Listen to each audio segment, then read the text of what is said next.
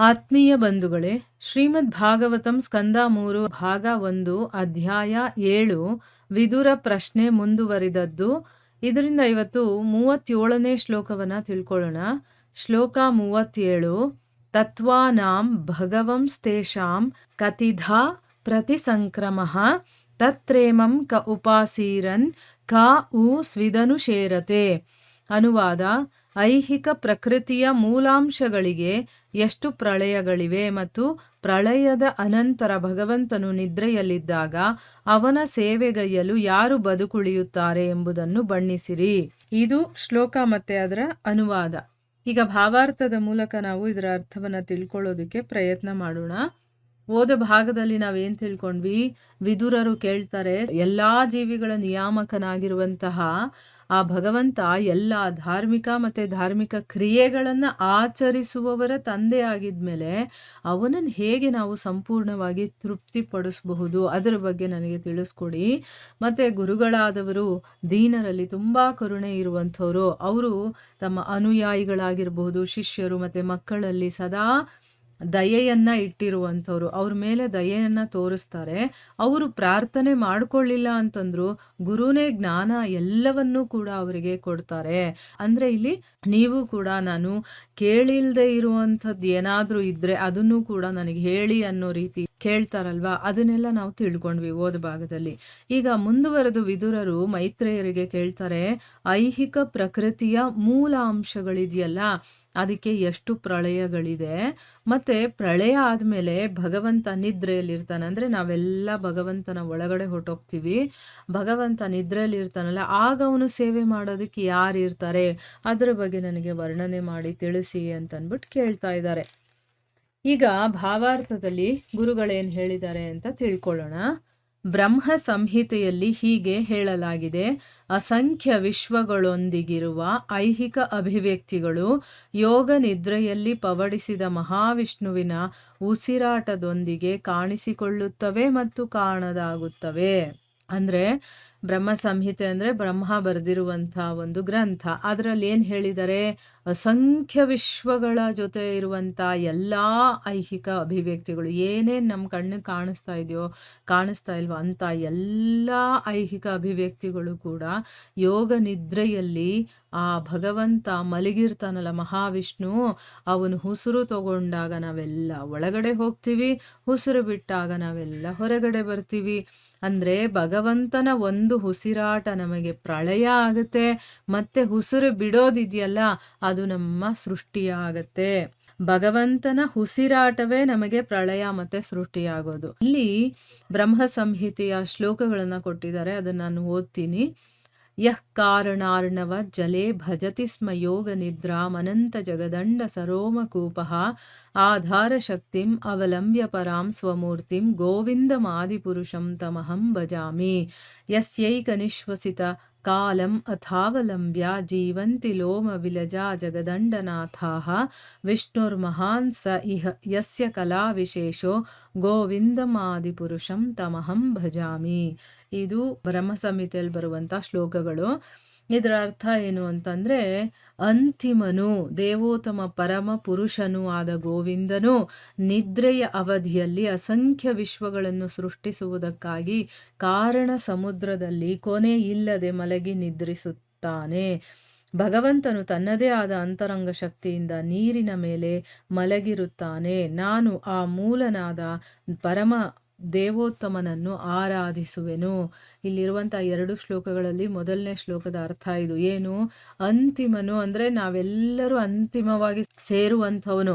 ಅಂಥ ದೇವೋತ್ತಮ ಪರಮಪುರುಷನೂ ಆದ ಗೋವಿಂದ ಅಂದ್ರೆ ಭಗವಾನ್ ಕೃಷ್ಣ ಅಂತನ್ಬಿಟ್ಟು ಅವನು ನಿದ್ರೆ ಮಾಡ್ತಾ ಇರ್ತಾನಲ್ಲ, ಆಗ ಅಸಂಖ್ಯ ವಿಶ್ವಗಳನ್ನ ಸೃಷ್ಟಿಸೋದಕ್ಕೋಸ್ಕರ ಕಾರಣ ಸಮುದ್ರದಲ್ಲಿ ಕೊನೆನೇ ಇಲ್ಲದೆ ಅವನು ಮಲಗಿ ನಿದ್ರೆ ಮಾಡ್ತಾ ಇರ್ತಾನೆ. ಭಗವಂತ ತನ್ನದೇ ಆದಂತ ಯಾವ ಶಕ್ತಿ ಹೇಳಿ? ಅಂತರಂಗ ಶಕ್ತಿ. ಅದರಿಂದಾನೇ ಅವನು ನೀರಿನ ಮೇಲೆ ಮಲಗಿರ್ತಾನೆ. ನಾವೆಲ್ಲ ಬಹಿರಂಗ ಶಕ್ತಿಯಿಂದ ಒಳಗಾಗಿರುವಂಥದ್ದು, ಅದು ಭಗವಂತನ ಅಂತರಂಗ ಶಕ್ತಿ, ಆಧ್ಯಾತ್ಮಿಕ ಶಕ್ತಿ ಅಂತ ಹೇಳ್ತೀವಿ. ಅಂತಹ ಶಕ್ತಿಯಿಂದ ನೀರಿನ ಮೇಲೆ ಮಲಗಿರ್ತಾನೆ. ನಾನು ಆ ಮೂಲನಾದಂತಹ ದೇವೋತ್ತಮ ಪರಮಪುರುಷನನ್ನ ಆರಾಧಿಸ್ತೀನಿ ಅಂತ ಬ್ರಹ್ಮ ತನ್ನ ಬ್ರಹ್ಮ ಸಂಹಿತೆಯಲ್ಲಿ ಹೇಳಿದ್ದಾನೆ. ಇನ್ನೊಂದು ಶ್ಲೋಕ ಇದೆಯಲ್ಲ, ಅದರ ಅರ್ಥ ಏನು ಅಂತ ತಿಳ್ಕೊಳ್ಳೋಣ. ಭಗವಂತನ ನಿಶ್ವಾಸದ ಕಾಲದಲ್ಲಿ ಅಸಂಖ್ಯ ವಿಶ್ವಗಳು ಅಸ್ತಿತ್ವಕ್ಕೆ ಬರುತ್ತವೆ ಮತ್ತು ಭಗವಂತನು ತನ್ನ ಉಸಿರನ್ನು ಹಿಂದಕ್ಕೆಳೆದುಕೊಂಡಾಗ ವಿಶ್ವಗಳ ಎಲ್ಲ ಪ್ರಭುಗಳ ಪ್ರಳಯವು ಸಂಭವಿಸುತ್ತದೆ. ಸರ್ವೋತ್ತಮನಾದ ಭಗವಂತನ ಆ ಸ್ವಾಂಶವನ್ನು ಮಹಾವಿಷ್ಣು ಎಂದು ಕರೆಯಲಾಗಿದೆ. ಅವನು ಭಗವಾನ್ ಕೃಷ್ಣನ ಭಾಗದ ಒಂದು ಭಾಗವಾಗಿದ್ದಾನೆ. ನಾನು ಮೂಲ ಭಗವಂತನಾದ ಗೋವಿಂದನನ್ನು ಆರಾಧಿಸುವೆನು.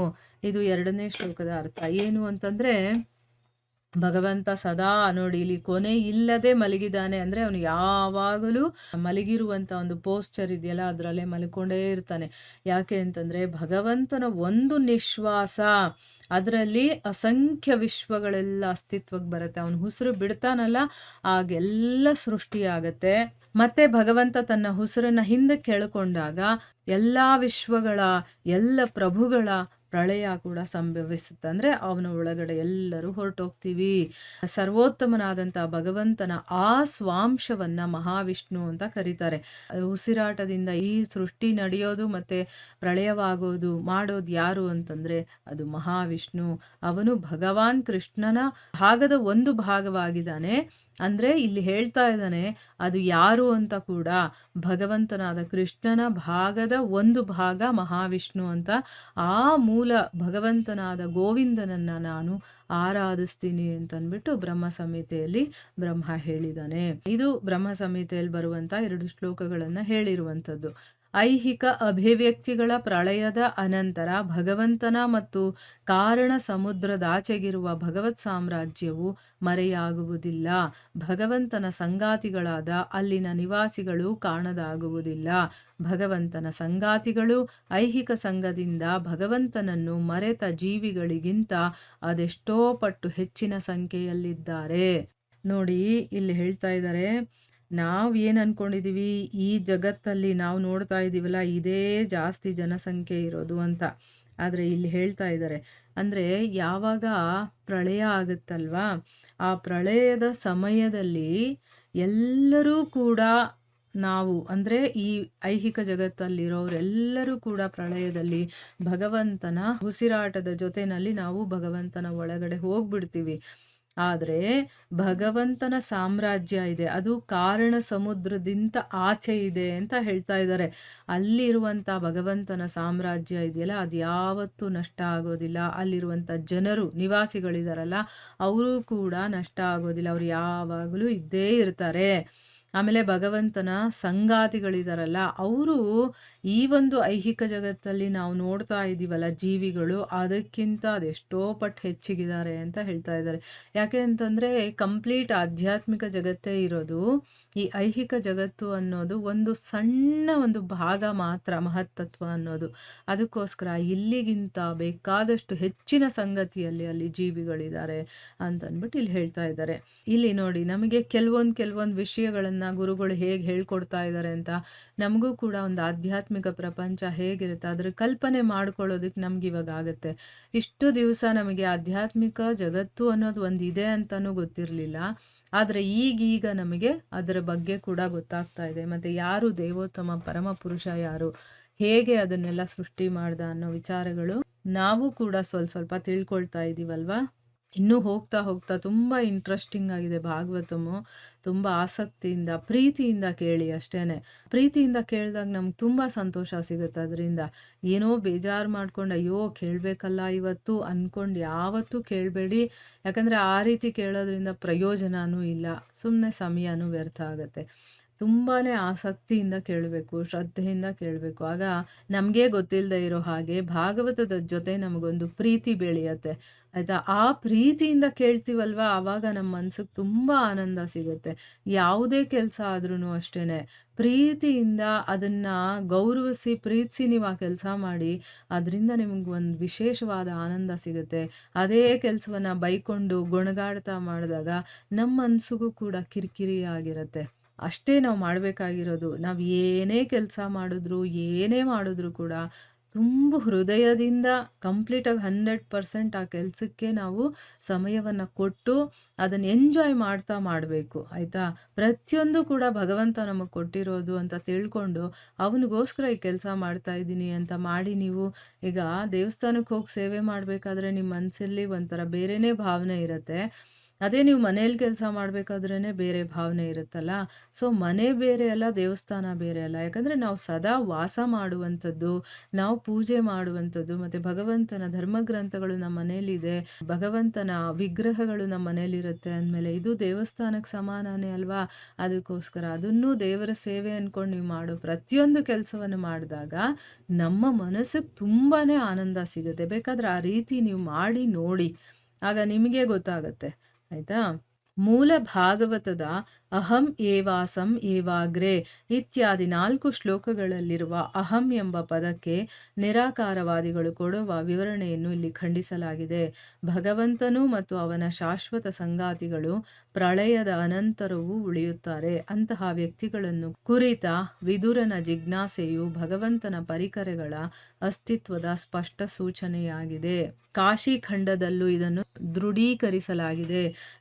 ಶ್ರೀಧರ ಸ್ವಾಮಿಯವರ ಹೆಜ್ಜೆಯನ್ನು ಅನುಸರಿಸಿದ ಜೀವ ಗೋಸ್ವಾಮಿ ಮತ್ತು ಶ್ರೀಲ ವಿಶ್ವನಾಥ ಚಕ್ರವರ್ತಿಗಳಿಬ್ಬರೂ ಇದನ್ನು ಉಲ್ಲೇಖಿಸಿದ್ದಾರೆ. ಅಂದರೆ ಇಲ್ಲಿ ಏನು ಹೇಳ್ತಾ ಇದ್ದಾರೆ, ಈ ಒಂದು ಭಾಗವತದಲ್ಲಿ ಅಹಂ ಏವಾಸಂ ಏವಾಗ್ರೆ ಅಂತ ಕೆಲವೊಂದು ಶ್ಲೋಕಗಳು ಬಂದಿದೆಯಲ್ಲ, ಅದರಲ್ಲಿ ಅಹಂ ಅಂತಂದರೆ ನಿರಾಕಾರವಾದಿಗಳೇ ಬೇರೆ ಥರ ಅರ್ಥ ಮಾಡ್ಕೊಂಡ್ಬಿಡ್ತಾರೆ. ಸೊ ಅದನ್ನು ಇಲ್ಲಿ ಖಂಡಿಸ್ತಾ ಇದ್ದಾರೆ. ಅಂದರೆ ಅರ್ಥ ಏನು? ಭಗವಂತ ಮತ್ತು ಅವನ ಶಾಶ್ವತ ಸಂಗಾತಿಗಳು ಎಲ್ಲರೂ ಕೂಡ ಪ್ರಳಯ ಆದಮೇಲೂ ಇರ್ತಾರೆ ಅಂತ ಹೇಳ್ತಾ ಇರೋದು. ಅಂದರೆ ಆ ರೀತಿಯ ವ್ಯಕ್ತಿಗಳನ್ನು ಯಾರು ಇರ್ತಾರೆ? ಭಗವಂತನ ಸಂಗಾತಿಗಳು ಅಂತಂದರೆ ಯಾರಿರಬಹುದು ಅಂತನ್ಬಿಟ್ಟು ವಿದುರನ ಜಿಜ್ಞಾಸೆ ಏನು ಅಂದರೆ, ಭಗವಂತನ ಪರಿಕರಗಳಿರುತ್ತಲ್ಲ, ಅಂದರೆ ಭಗವಂತನ ಜೊತೆ ಸದಾ ಇರುವಂಥ ವಸ್ತುಗಳಾಗಿರಬಹುದು, ಅವನ ಸೇವಕರಾಗಿರ್ಬೋದು, ಸದಾ ಇರ್ತಾರಲ್ಲ, ಅದರ ಬಗ್ಗೆ ಇಲ್ಲಿ ಹೇಳ್ತಾ ಇರೋದು. ಕಾಶಿ ಖಂಡದಲ್ಲೂ ಕೂಡ ಇದನ್ನು ಹೇಳಿದ್ದಾರೆ ಅಂತ ಗುರುಗಳು ಹೇಳ್ತಾ ಇದ್ದಾರೆ. ಆಮೇಲೆ ಶ್ರೀಧರ ಸ್ವಾಮಿಗಳು ಅಂದರೆ ಇವರೆಲ್ಲ ಗುರುವಿನ ಸ್ಥಾನದಲ್ಲಿರುವಂಥವ್ರು. ಆ ಗುರುಗಳು ಹೇಳಿದ್ದನ್ನು ಜೀವ ಗೋಸ್ವಾಮಿಯವರು ಮತ್ತು ಶ್ರೀಲ ವಿಶ್ವನಾಥ ಚಕ್ರವರ್ತಿಗಳಿಬ್ಬರೂ ಕೂಡ ಹೌದು ಇದು ಕರೆಕ್ಟು ಅಂತಂದ್ಬಿಟ್ಟು ಅವರೂ ಕೂಡ ಇದನ್ನು ಉಲ್ಲೇಖ ಮಾಡಿದ್ದಾರೆ. ಅದೇನು ಅಂತಂದರೆ, ನಚ್ಯವಂತೆ ಯದ್ಭಕ್ತ ಮಹತ್ಯಾಂ ಪ್ರಳಯಾಪದಿ ಅಥೋಚ್ಯುತೋಖಿಲೇ ಲೋಕೆ ಸ ಏಕ ಸರ್ವಗೋವ್ಯಯಃ. ಅಂದರೆ ಅರ್ಥ ಏನು? ಭಗವಂತನ ಭಕ್ತರು ಎಲ್ಲ ವಿಶ್ವಾಭಿವ್ಯಕ್ತಿಯ ಪ್ರಳಯದ ನಂತರವೂ ಕೂಡ, ಅಂದರೆ ಈ ಜಗತ್ತಲ್ಲಿ ಏನೇನಿದೆಯೋ ಎಲ್ಲವೂ ಪ್ರಳಯ ಆದಮೇಲೂ ಕೂಡ ತಮ್ಮ ವೈಯಕ್ತಿಕವಾದಂಥ ಅಸ್ತಿತ್ವವನ್ನು ಯಾವತ್ತೂ ಲಯಗೊಳಿಸ್ಕೊಳ್ಳೋದಿಲ್ಲ. ಅಂದರೆ ಅವರು ಹಾಗೇ ಇರ್ತಾರೆ. ಭಗವಂತ ಮತ್ತು ಅವನ ಜೊತೆಗಿರುವಂತಹ ಭಕ್ತರು ಐಹಿಕ ಮತ್ತು ಆಧ್ಯಾತ್ಮಿಕ ಜಗತ್ತೆರಡರಲ್ಲೂ ಕೂಡ ಅವರು ಸದಾ ಶಾಶ್ವತವಾಗಿರ್ತಾರೆ. ಅವ್ರು ಕೇಳ್ತಾರಲ್ಲ ವಿದುರರು, ಯಾರು ಭಗವಂತನ ಸೇವೆ ಮಾಡ್ತಿರ್ತಾರೆ ಅಂತ, ಈ ಐಹಿಕ ಪ್ರಪಂಚ ಮಾತ್ರ ಪ್ರಳಯ ಆಗೋದು, ಆಧ್ಯಾತ್ಮಿಕ ಪ್ರಪಂಚ, ಆಧ್ಯಾತ್ಮಿಕದಲ್ಲಿ ಇರೋರು ಎಲ್ಲರೂ ಹಾಗೇ ಇರ್ತಾರೆ ಅನ್ನೋದು ಇದರ ಅರ್ಥ. ಇಲ್ಲಿಗೆ ನಾವು ನಿಲ್ಲಿಸೋಣ. ಹರೇ ಕೃಷ್ಣ.